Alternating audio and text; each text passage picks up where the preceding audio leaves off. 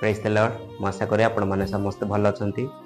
ପ୍ରଭୁ ଆପଣମାନଙ୍କୁ ସମସ୍ତଙ୍କୁ ଆଶୀର୍ବାଦ କରନ୍ତୁ। ଯେପରି ଆମମାନେ ଗତ ଦିନମାନଙ୍କୁ କିଛି ପ୍ରଭୁଙ୍କର ବିଷୟ ଆଲୋଚନା କରୁଥିଲୁ, ସେହିପରି ଆଜି ମଧ୍ୟ ଆମେ କିଛି ବିଷୟ ଆଲୋଚନା କରିବା। କାରଣ ଏହି ଯୁଗରେ ବର୍ତ୍ତମାନ ଅନେକ ଅଛୁ ଆମମାନେ ନିଜ ନିଜର କର୍ମକ୍ଷେତ୍ରରେ ବ୍ୟସ୍ତ, ଯେ ପ୍ରଭୁଙ୍କର ବାକ୍ୟ ପଢ଼ିବା ପାଇଁ ଆମମାନଙ୍କୁ ସମୟ ମିଳିନଥାଏ।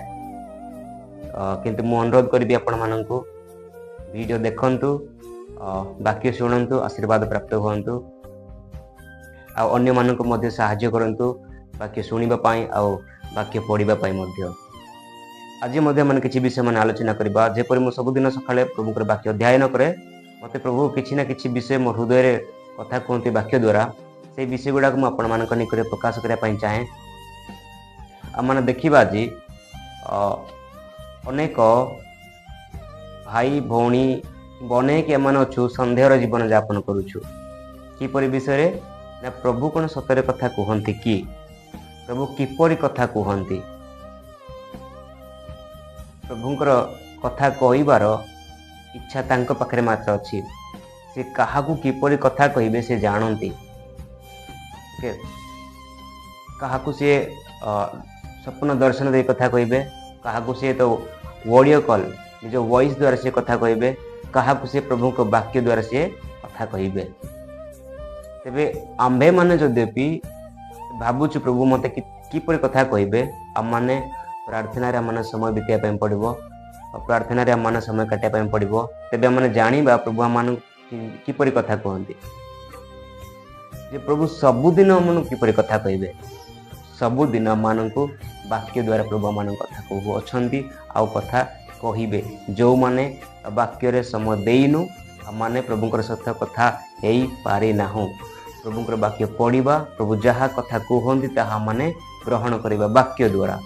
ଯେ ଗତ ଦିନରେ ଆମମାନେ ଶିଖିଛୁ ଯେ ପ୍ରଭୁଙ୍କର ବାକ୍ୟ ଆମମାନଙ୍କ ପଥ ପାଇଁ କିପରି ଆଲୋକ ହୋଇଥାଏ ଏବଂ ସେ କି ପ୍ରକାର ଭାବରେ ଉତ୍ତରକୁ ଆମମାନଙ୍କୁ ପ୍ରକାଶ କରୁଛନ୍ତି, ସେହି ବିଷୟକୁ ଆମମାନେ ଆଜି ଧ୍ୟାନ ଦେବା, ସେହି ବିଷୟକୁ ଆମମାନେ ଚିନ୍ତା କରିବା। ପ୍ରଭୁ କୁହନ୍ତି ଏଇଠି ଯେ 10 ପଦରେ ଆମମାନେ ଦେଖିବା, ଗୀତ ସଂହିତା 25 ଏବଂ 10 ପଦରେ ଆମମାନେ ଦେଖିବା, ଯେଉଁମାନେ ତାହାଙ୍କ ନିୟମ ଓ ପ୍ରମାଣ ବାକ୍ୟ ପାଳନ କରନ୍ତି ସେମାନଙ୍କ ପ୍ରତି ସଦାପ୍ରଭୁଙ୍କର ସମସ୍ତ ପଥ ସ୍ନେହପୂର୍ଣ୍ଣ କରୁଣା ଓ ସତ୍ୟତା ବିଶିଷ୍ଟ। ପ୍ରିୟମାନେ, ପ୍ରଭୁ କାର୍ଯ୍ୟ କରିବେ କେତେବେଳେ? ଯେପରି ପ୍ରଭୁ କହିଲେ ଏଇଠି, ଯେଉଁମାନେ ତାଙ୍କର ପ୍ରମାଣ ବାକ୍ୟକୁ ପାଳନ କରନ୍ତି। ବାକ୍ୟ ପାଳନ ଆମମାନେ କିପରି କରିବା? ଆମେମାନେ ବାକ୍ୟକୁ ପଢ଼ିବା, ଯେଉଁ ବିଷୟ ମାନେ ପଢ଼ୁଛୁ ଆମମାନେ ନିଜ ଜୀବନ ସହିତ ତାହାକୁ ପରୀକ୍ଷା କରିବା କି ମୁଁ କ'ଣ ଏହି ବାକ୍ୟ ଅନୁସାରେ ଚାଲୁଛି, ମୋ ଜୀବନ କ'ଣ ସେହିପରି ଅଛି। ଆମମାନେ ନିଜକୁ ପରୀକ୍ଷା କରିବା। ଯଦ୍ୟପି ଆମମାନଙ୍କ ଜୀବନ ସେହି ବାକ୍ୟ ଅନୁସାରେ ନାହିଁ, ତେବେ ନିଜକୁ କରେକ୍ଟ କରିବା, ବାକ୍ୟ ଅନୁସାରେ ଚାଲିବା ପାଇଁ ଚାହିଁବା। କାରଣ ପ୍ରଭୁ ଆମମାନଙ୍କୁ ବାକ୍ୟରେ କୌଣସି ମନ୍ଦ ବିଷୟ କରିବା ପାଇଁ ମନ୍ଦ ବିଷୟ ଶିକ୍ଷା ଦିଅନ୍ତି ନାହିଁ। ସେ ସତ୍ୟ ଈଶ୍ୱର, ସେ ସତ୍ୟର ପଥ, ସତ୍ୟର ବିଷୟ ଆମମାନଙ୍କୁ ଶିକ୍ଷା ଦିଅନ୍ତି। ସେହି ସତ୍ୟ ବିଷୟକୁ ଆମମାନେ ଯଦି ହୃଦୟରେ ରଖିବା ପାଇଁ ହେଲେ, ଗ୍ରହଣ କରିବା ପାଇଁ ହେଲେ ଆମମାନେ କ'ଣ କରିବା ପାଇଁ ପଡ଼ିବ, ଆମମାନେ ନିଜକୁ ଆମମାନେ କିପରି ପ୍ରସ୍ତୁତ କରିବା, ସେହି ବିଷୟରେ ଆମମାନେ ଏବେ ଦେଖିବା। ଯେ 9 ପଦରେ ପ୍ରଭୁ କହନ୍ତି, ସେ ନମ୍ର ଲୋକଙ୍କୁ ବିଚାର ମାର୍ଗରେ କଢ଼ାଇ ନେବେ ଓ ନମ୍ର ଲୋକଙ୍କୁ ଆପଣା ପଥ ଶିଖାଇବେ।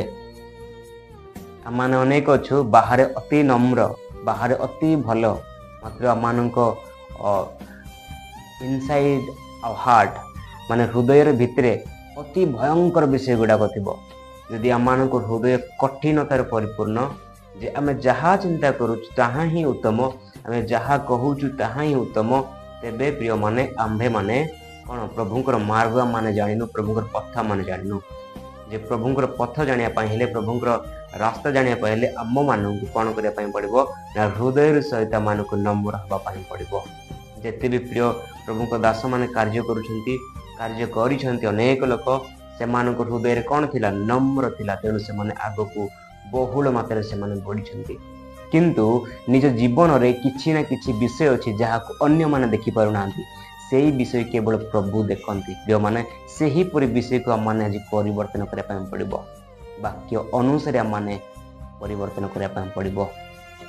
କାରଣ ଅନେକ ଭାଇ ଭଉଣୀମାନେ ଏମାନେ ଅଛୁ, ଆମମାନଙ୍କ ଜୀବନରେ ପ୍ରଶ୍ନ मोर यथेष्ट बयस हो गला मु किपरि मो विवाह पाई परिबी मु किपरि मो उचित व्यक्ति सहित मोर विवाह हो पारिबो उचित मो काम मु पाई परिबी उचित मो जॉब पाई परिबी आ माने प्रभु सहित कौन करबा ना समय बिताइबा आ माने प्रार्थना करबा प्रभुंकर शरणागत हबा से दिन दाऊद मध्य समय बिताई थिले से कहंती आ ऊपर पदरे हम जतले देखिबा सेठी कहंती से दिन सारा प्रभुंकर शरणागत होइथिले दिन सारा से प्रभुंकर निकट निजर समय को से बिताई थिले प्रभुंकर उपस्थिति से समय बिताई थिले तेबे हे से अति उत्तम सहित उत्तर पाई जदि आज आम चाहूँ प्रभुंकर उत्तर पाइबा पाई प्रभुंकर पथ और मार्ग जानिया पाई तेबे प्रभुंक निकट में समय बिताइबा पड़ो आम को आज आम जदि भी छोट लोक कि मन भावुचु निजक मोर किसी ना मोर बुद्धि ना मोर क्वालिफिकेशन ना मोर बल ना ज्ञान ना